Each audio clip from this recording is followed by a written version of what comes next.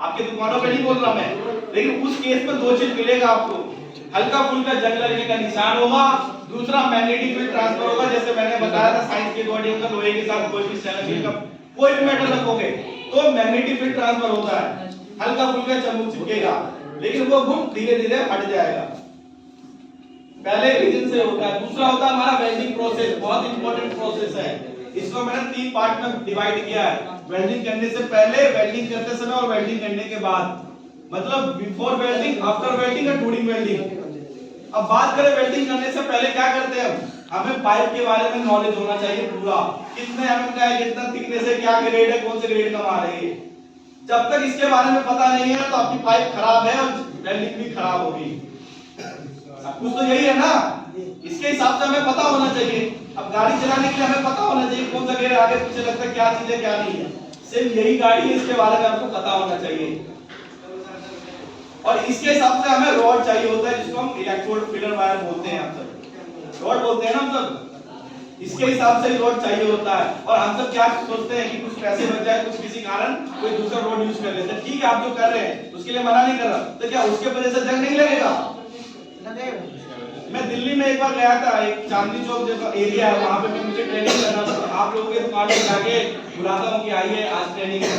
तो एक बंदा वेल्डिंग कर रहा था, स्टेनलेस स्टील पे और लोहे का रॉड यूज कर रहा था। मैंने पूछा क्यों कर रहे हो? कह रहे साहब खत्म हो गया, साहब लेने गया है इलेक्ट्रोड का डब्बा। तो जितने देर में वो जॉइंट्स करेगा तो उस जॉइंट में तो जंग लगेगा ही। अब कुछ दिनों बाद कस्टमर कंप्लेन करेगा, कस्टमर फैब्रिकेटर को, फैब्रिकेटर सर को कंप्लेन करेंगे, अब ये रेमसन वाले को कंप्लेन करेंगे। ये थोड़ी होता है। तो वेल्डिंग करने से पहले आपको इसके बारे में नॉलेज होना चाहिए। इसके हिसाब से रॉड होना चाहिए 308L 308L, और रॉड के हिसाब से हमें मशीन पे पैरामीटर सेट करते हैं, लेकिन हमने कभी इसके हिसाब से ही सेट करते हैं। कहां लिखा है इसके हिसाब से सेट करना है? मुझे सब पता था, यही जवाब देता, पाइप के हिसाब से सेट करते हैं। कहीं लिखा है बुक में, कहीं हिस्ट्री में, कहीं नहीं लिखा, लेकिन पहले से चलता हुआ आ गया है। ना ही इसके पैकिंग पे लिखा हुआ है कि कितना करंट लेना है, इसी के हिसाब से लेते हुए आए ना सब, लेकिन गलत है वो। नहीं लेते हैं ना, उसके हिसाब से नहीं लेना चाहिए। कहां लिखा है? लेकिन जहां लिखा है उसके हिसाब से नहीं लिए। आप इलेक्ट्रोड का डब्बा लेते हो ना, उसके पीछे लिखा हुआ है करंट 60 से 70 करंट लेना है। नहीं देखा आपने कभी, हमें देखने की जरूरत ही नहीं है। देखना जाके आप दुकानों पे कल जाके देखना, इलेक्ट्रोड के डब्बे के पीछे जहां पे लिखा रहता है इलेक्ट्रोड का साइज एमएम, 2.5 एमएम का कितने का, कितने बाय कितने का है, और वहीं बगल में 60 से 70 करंट लिखा हुआ रहेगा। हमें तो वो देखना ही नहीं है, हमें तो अपने हिसाब से चलना है और पाइप के हिसाब से चलना है। तो इसीलिए तो ज्यादा हीट ले रहे हो आप, ज्यादा करंट लोगे जल के राख हो जाएगा। जब जल के राख होगा तो क्या बचेगा? यहाँ पे लोहे में फिर जंग लगता है। ये प्रोसेस बता रहा हूँ आपको, अगर ये प्रोसेस चलेगा तो काम अच्छा होगा। और आप सोच रहे हो इतना प्रोसेस किया तो काम करना ही पड़ेगा आपको। कितना चार्ज लेते कस्टमर से आप? काम तो जनरल करना पड़ेगा। आप सोचे कस्टमर नहीं दे रहा पैसा, तो गलती तो हमारे अंदर है ना। मजा नहीं आता करने में। आज यही बाहर चले जाइए, वेल्डर का कितना सैलरी है मार्केट दिल्ली में या बाहर में 14-12 रुपए किसने किया? हम लोगों ने तो किया ये सब। तो ये वेल्डिंग करने से पहले देखना आपको इसके हिसाब से रॉड, और रॉड के हिसाब से पैरामीटर, वोल्टेज, करंट, ये मशीन पे सेट करना होता है। ये चार्ट बना हुआ है, ऑनलाइन डाउनलोड भी कर सकते हो आप। जितने एमएम का इलेक्ट्रोड है उतने उसके अकॉर्डिंग करंट सेट करना होता है मशीन पे। कभी कभार तो हम अपने हिसाब से करंट को बढ़ा देते हैं। क्यों? क्योंकि हमें तो हाथ को कंफर्टेबल बनाना ताकि अच्छे से मेल्ट हो जाए, हम आगे बढ़ जाए। क्योंकि हमारे हाथ में दर्द ना हो, दर्द होता तो आप करंट बढ़ा देते हैं। ये मैंने रिसर्च किया था। तो आप सब जो करंट बढ़ाते हो किसके हिसाब से बढ़ाते हो? आप अपने कंफर्टेबल के हिसाब से बढ़ा रहे हो करंट, कि ताकि वो मेल्ट हो जाए और हम आगे बढ़ जाए वेल्डिंग करते हुए। तो वो गलत है प्रोसेस। अगर आप सही स्टैंडर्ड करंट लोगे तो आपके हाथ में थोड़ा सा दबाने के लिए फोर्स चाहिए होता है, लेकिन हमें वो नहीं करना। हमें क्या करना? करंट बढ़ाना है। जैसे कहीं से मुझे यहाँ से पूर्णिया जाना है तो मैं 150 की स्पीड में गाड़ी चलाऊंगा, लेकिन उस 150 की स्पीड में मुझे पता नहीं कि कहाँ पे मेरा एक्सीडेंट हो सकता है। तो ये प्रोसेस होता है वेल्डिंग करने से पहले आप सभी। अब बात करें वेल्डिंग करते समय इसका गैप कितना रखते हैं आप सब? पाइप और रॉड के बीच की दूरी जीरो चिपकता नहीं है इलेक्ट्रोड। हम लोग गैस जीरो पे कह रहे हैं, इंडिकेटर आप जीरो कह रहे हैं। 1 से 1.5 mm गैप रखना चाहिए। अगर चिपका के रखेंगे तो होल हो जाएगा, सुराख हो जाएगा, इलेक्ट्रोड चिपक जाएगी। और ज्यादा रखेंगे तो ये पोरोसिटी हो सकता है, चिंगारियां ज्यादा फेंकता है। ज्यादा गैप रखने से स्पैटर्स चिंगारियां फेंकता है, देख लेना। एक लिमिट गैप होता है 1.5 से 2 mm या 1 से 1.5 mm रख सकते हो आप, लेकिन हमें नहीं देखना वो चीज। हमें काम करना, प्रोडक्शन निकालना है। उसके बाद जो दिक्कत होगी वो पाइप वाला देखेगा। पाइप गलत आई थी, कुछ भी करे पाइप गलत आई थी। गैस में कितना गैप रखना है? गैस में कौन सा इलेक्ट्रोड लेते हैं उसमें? रख देते हैं, वो लंबा वाला तार नहीं होता है। आर्गन बोलिए ना। गैस वाला तकलीफ आर्गन में नहीं बढ़ेगा, आर्गन में नहीं होगा। ये गैस वाला में गैस वाला है कुछ चीज के गैस वाला है जाने छो चेनी मशीन के तीन कारण होते हैं पिनियन वेल्डिंग करने से पहले, वेल्डिंग करते समय और वेल्डिंग करने के बाद क्या करते हैं हम? वेल्डिंग करने के बाद ज्यादातर यही करते हैं, कुछ गर्म चीज होती है, क्योंकि वेल्डिंग करेंगे तो गर्म पानी की चीजें पानी में डुबो देते हैं, तो उसके वजह से क्रैक्स नहीं आएगा, चटकेगा नहीं। और चटकेगा फिर कहोगे यार पाइप गलत दे दी सर ने। पानी से नहीं मिला, वेल्डिंग करके पानी दे देता है। आप सब करते हैं, मैं आप ही सभी को नहीं कह रहा, कुछ है जो करते हैं। रॉड से जो करता है वो देता है पानी। हाँ? जो रॉड से मारता भैया है, गरम चीज पे कुछ भी दोगे खराब होगा पाइप। मेरा ये मतलब नहीं है रोड वाली वेल्डिंग करो या जहाज वाली वेल्डिंग करो, मेरा मतलब ये है वेल्डिंग करने के बाद पानी डालने का क्या रीजन है? आगे चलिए तो भैया कितना जल्दी काम कर रहे हो, ठंडा करने की कोशिश कर रहे हो। आपको भी पता है जब हमारा बॉडी गर्म होता है, जिम से आते थक के आते बाहर से, कहते हैं कि पानी पीना चाहिए, पूछना चाहिए क्यों कितना चाहिए? जरूरी है। मिस्त्री बोलते हैं सर अगर पानी नहीं दे तो बेंड हो जाएगा। हाँ बैंड हो जाता है। बैंड तो होता है। ज्यादा हीट लिया ना हमने, ज्यादा करंट लिया हमने। हाँ, लिया। तो हमारे वेल्डिंग में दिक्कत है कि हम जब वेल्डिंग कर रहे हैं तो वो हीट हो जा रहा है। हमारे टाके में गलती है, हमारे फिक्सर में गलती है। और ज्यादा वोल्टेज ले लेते तो सर तो जॉइंट हो आप जाता ज्यादा है। वेल्डिंग करने तो सोच रहे हो कि आकरण आ जाता है, तो हमारे सेटअप में दिक्कत है, सेटअप में दिक्कत होगी। आप कह रहे हो कि वेल्डिंग करने के बाद एंगल चेंज हो जाता है, तो फिर हमारे टाका में दिक्कत है ना। आगे चलिए तो सब करिश्मा के पास लगा तीसरा कारण होता है हमारा कंटेनमेंट मिलावट। हम एसएस के साथ एमएस की मिलावट करते हैं, लोहे के फास्टनर, लोहे की टिक्की, लोहे के कब्जे, लोहे की कुंडी लगा देते हैं। तो क्या उसके वजह से जंग नहीं लगेगा? वो ठीक है, किसी कारण हम मिलाते हैं, लेकिन उसके वजह से भी जंग लग सकता है। अब कोई कस्टमर 40-50 हजार रुपए का सामान लगा रहा है, 10-15-20 रुपए के नट बोल्ट के लिए मना करेगा क्या? अब एक पोल है, चारों तरफ फास्टनर किसका लगा हुआ है? अब एक टाइम पे आंधी तूफान आएगा, गल भी रहा होगा, ये फास्टनर गिरेगा या नहीं गिरेगा? आप बताइए तो। मैं भी बिहार से सुनने में आता था कि बिहार में पुल गिर गया, ये नहीं रहा है। सर हमारे में लगा दिया जाता है फिलहाल। देखिए वेल्डर के नहीं मिलेगा तो क्या करेगा? कौन से देता है? जो मिला डॉक्टर ने गलती किया तो एक पेशेंट का गया खत्म, लेकिन अगर वेल्डिंग ने एक जो वेल्डर होता है एक जॉइंट भी सही लगाया तो पूरा पुल गिरेगा, तो बहुत बड़ा एक्सीडेंट हो सकता है। तो वेल्डिंग समझ लीजिए डॉक्टर से भी बड़ा एक वेल्डर है, इसलिए बड़े बड़े कंपनी बड़े बड़े जगहों पे सर्टिफाइड लाइसेंस लेके वेल्डिंग से वेल्डिंग करवाया जाता है। सरफेस फिनिशिंग की बात करें, क्लीनिंग जो घरों में होती है, वेलिंग बिना क्लीनिंग करवाए तो बोल देते हैं जॉइंट मारे तो ऊंचा नीचा हो जाता है। वही तो बोले बेंड हो जाएगा। नहीं जॉइंट डस्टबिन है, ढक्कन को एलसीडी वाला सफाई वाला तो ढक्कन उठाता होगा, ढक्कन की सफाई हो गई, डेली आदमी का अलग तरीके से तरफ से ढक्कन उठा रहा है। सर एक लेजर कटिंग में पूरा बैठा बा देखिए आगे कर लेंगे टॉपिकल जॉइंट्स की बात करें, आज से कुछ साल पहले हमारे गांव में गलियों में कॉलोनी में जो खंभे लगे थे, इलेक्ट्रिसिटी वाले खंभे कैसे लगे थे? गड्ढा किया, खंभे को लाया, मंदिर में और वो आज तक ऐसे पड़े हैं। और अभी जो नए तरीके से जो खंभे लग रहे, फाउंडेशन मिलता होगा आपको सीमेंट का, कंक्रीट का, उसके ऊपर फास्टनर मिलते पर आया टाइट कर दिया। वही चीज भी यहाँ भी एप्लीकेबल थी। आप भी बताओ कि सीमेंट में इस्तेमाल किया गया है, अभी मलबे से ढक देगा ना, जंग लगेगा या नहीं लगेगा इसमें? सीमेंट में भी सर बताओ आप। सीमेंट से लगा जल्द लगेगा। दूसरी बात अब देखिए सीमेंट तो नीचे है अंदर, अब ये मलबे से ढकेंगे ना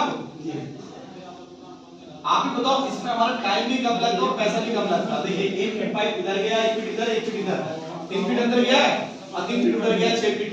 तो 6 फीट में स्क्वायर वाली टिक्की नहीं आ सकती जिसमें 4 होल होते हैं। और थोड़ा सा सीमेंट को और ऊंचा करके फाउंडेशन बना देते, थोड़ा और ऊंचा करेंगे चौकोर सा, और उसमें नट बोल्ट वाला सिस्टम कर देते।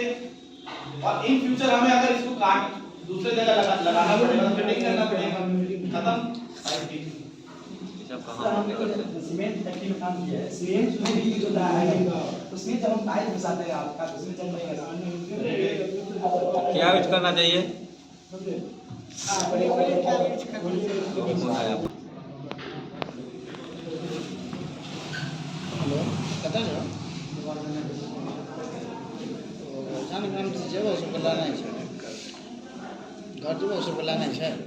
मुझे ना फुल इंतजाम करने के बाकी से मंगाए हल्का सा मॉडिफिकेशन कर सकते हो आप, जो कि आप सब कर लेते हो अपने हिसाब से।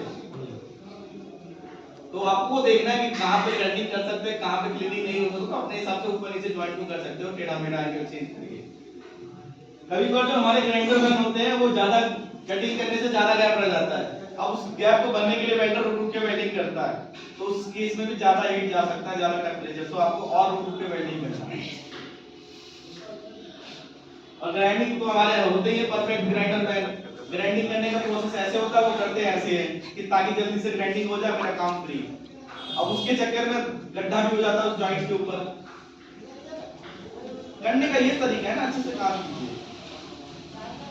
दिल्ली के साइड एक देखिए ट्रेलिंग लगा रखा है, आपको पता है एक टाका 1 कुंटल के बराबर होता है, टाका हमने बाहर के साइड पे लगाया और क्लीनिंग पॉलिश करना भूल गए। अब कोई भी कस्टमर या आप देखोगे तो कहोगे कि डीएसएल के पाइप में तो जंग लग रहा है, उसको ये थोड़ी पता कि पॉलिश क्लीनिंग नहीं हुआ है। सरकारी काम में तो 4 गुना पैसा ज्यादा मिला हुआ, लेकिन हमने काम सही से नहीं नीचे दिया, इसी के वजह से तो सारा सरकारी जॉब प्राइवेट हो गया है। उन्हीं लोगों के वजह से तो हुआ है जो पहले कोई ट्रेन लगी कानपुर में पानी भरने के लिए, लोग जा रहे थे ट्रेन, पानी भरा ही नहीं, आज वो पूरा प्लेटफॉर्म प्राइवेट हो गया। और वही 12-12, 13,000 वाले लड़के काम कर रहे हैं 8-8, 12-12 घंटे की ड्यूटी, और सही टाइम पे सही पानी भर के जा रही है ट्रेन। है या नहीं ऐसा? पूरा प्लेटफॉर्म प्राइवेट कर दिया दिल्ली का। अब जो ट्रेन आई है, अब कानपुर में पानी नहीं भरे जो रेलवे के कर्मचारी, तो कोई भी है, मैं तो आपको एक दिल पे मत लीजिएगा, एग्जांपल के लिए बता रहा हूँ। जाने दो, गाड़ी आगे बढ़ा जाएगा, वाराणसी में भर देंगे, वाराणसी वाले कहेंगे दिल्ली में भर दो, तो लोग देख रहे हैं भाई काम ही नहीं कर रहे, आ रहे 10-10, 11-12 बजे। मेडिकल वाले आपको पता है, डॉक्टर उनका अलग ही खोल लेते हैं वो दुकान, उस पे टाइम से पहले पहुंच गए, अपने सरकारी से सामान ला के अपने क्लिनिक में भर रहे हैं, कर दिए प्राइवेट। आज वही सैलरी भी कम है और सही काम करके भी दे रहे हैं।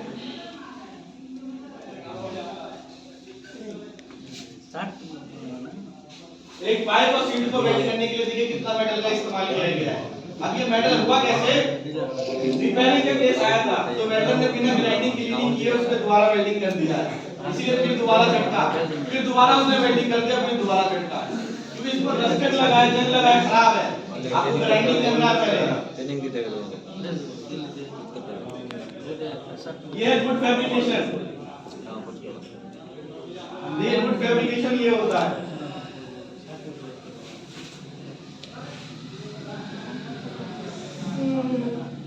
जो आप सब कहते हैं ना कि अड़कन ना जाता, ये इसके वजह से होता है कि जब भी आप गेट बनाने के लिए एंगल पे सेट करते हैं, आप गैप देते हैं, वो गैप उसके बाद नहीं हो पाता है, फिर आप कटिंग करते हो, ग्राइंडिंग से हैमर मारते हो, क्योंकि खिंचावट होता है, एक तरफ वेल्डिंग करोगे तो दूसरा हिस्सा खींचता है।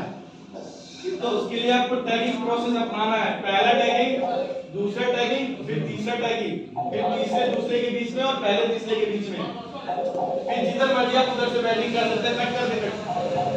हम सोचते हैं जल्दीबाजी के चक्कर में टाइम उतना ही लगता है, फिर कटिंग करते, कुछ लोग क्या भी होगा, कटिंग करते हो ना तो टाइम चेंज हो जाता है, तो हैमर भी मारते हो, हैमर से ग्राइंड अलग होगा, ग्राइंड अलग होता है, लेकिन वही चीज आपने पहले कर लिया होता और फिर आप जिधर मर्जी उधर लेट के भी वेल्डिंग करते ना तो कभी गैप नहीं आता पाइप में, सो के भी वेल्डिंग करोगे तो कभी गैप नहीं आएगा।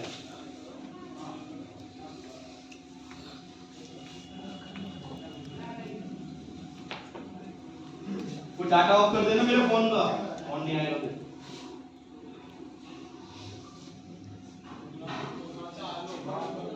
चौथा मेन कारण होता है ऑपरेशन, जिसमें कटिंग, ग्राइंडिंग, क्लीनिंग का प्रोसेस सब कुछ आता है।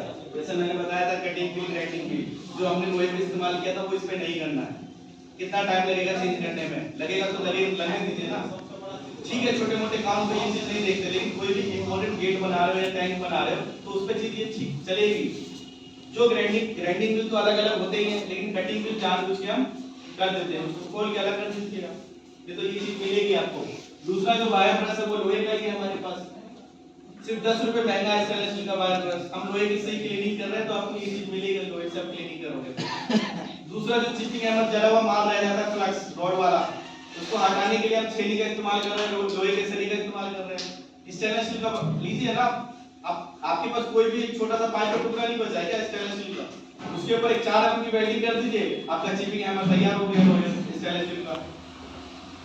आपको तो मैं खरीदने के लिए भी नहीं कह रहा, आपके दुकान में काफी सारे स्क्रैप पाइप होंगे जो आपके हाथ में पकड़ में आ जाए, उसके ऊपर 4 एमएम की सीट वेल्डिंग कर दीजिए, आगे से नोकीला कीजिए, आपका चिपिंग हैमर तैयार। चिपिंग हैमर समझ रहे हैं ना? वेल्डिंग जार में कभी कभार सेफ्टी के लिए क्रीम की हेल्प लेते हैं तो वो लोहे वाले वायर रोप के इस्तेमाल करते हैं, तो आपको वहां पे ध्यान देना, जब ब्रेकर होता है हिलता डुलता है तो उसके वजह से भी स्क्रैच लग सकता है, तो आपको गत्ता या कपड़े वाले रोप का इस्तेमाल करना है वहां पे। ये एंगल पुराने स्टॉक में रखा हुआ था, बिना क्लीनिंग पॉलिश किए हुए इस पे वेल्डिंग की कर दिया, लेकिन वेल्डिंग अच्छे से नहीं हुई है।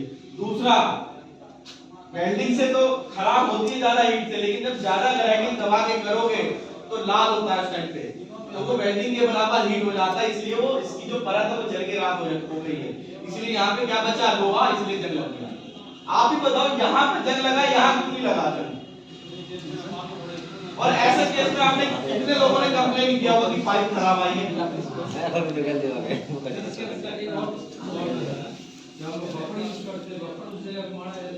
तो नहीं किया ना, हम तो सीधा एसको वाले को फोन करते हैं, है ना सर?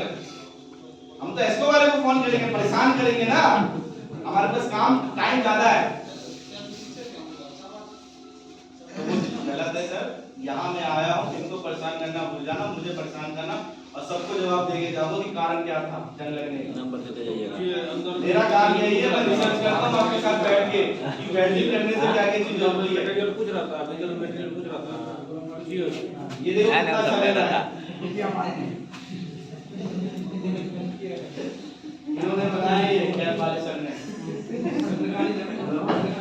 सरकारी है ना, ठीक है सरकारी, तो आप कर दिया, प्राइवेट कर लो आप। अपने पैर पे आपने खुद ही कुल्हाड़ी मारी है।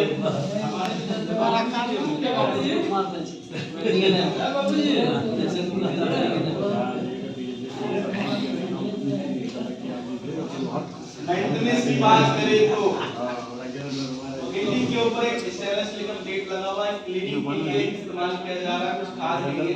ऊपर में टंकी है, गर्म पानी है, सरफ मिला के स्प्रे कर रहे हैं। तो वैसे ही आपको करना है, गर्म पानी में सरफ मिलाना है, फेंका और साफ करना। हमें ये नहीं करना, हमें तो करना ही है। हमें क्या करना है? हमें एसी को सफाई करना है। और वो 10-15 मिनट में क्या करता है, जो 800 रुपए प्लस 700 रुपए प्लस जीएसटी ले जाता है, वो क्या करता है? तो आपको भी पता क्या करके जाता है, लेकिन हमें तो नहीं करवाना। और सबसे ज्यादा महंगा क्या है? एसी या स्टेनलेस? सबसे ज्यादा लाइफ तक क्या चलेगा, स्टेनलेस या एसी? लेकिन हमें तो उसको करवाना। देखता है इलेक्ट्रॉनिक्स पार्ट है, ठीक है, मानता हूँ इलेक्ट्रॉनिक्स पार्ट है, ठीक है, ये भी तो हमारा स्टेनलेस स्टील है, इतना महंगा चीज लगवाया है हमने, नहीं करवाना। अब वो ज्यादा से ज्यादा 10 साल चलेगा एसी, 8 साल 5 साल, और उसमें तो पैसा लगेगा। कभी गैस चार्जिंग, कभी पीसीबी फूक गया, कभी कंप्रेसर फूक गया, कभी वो सर्विस सेंटर से बंदे को बुला रहे हैं। सुकून कितना मिलता है? और स्टेनलेस स्टील तो एक बार लगा लिया, बस सफाई करना है। गर्म पानी कस्टमर का, सरफ कस्टमर का, कपड़ा कस्टमर का, हमें एसी सफाई करवाना है। गरम पानी सरफ एसी करवा ले, ठीक है, 6 महीने में करवाते हैं। गर्मी आने से मात्रा सर सरफ का मात्रा बोल दीजिएगा, कितना मात्रा में देना है सरफ?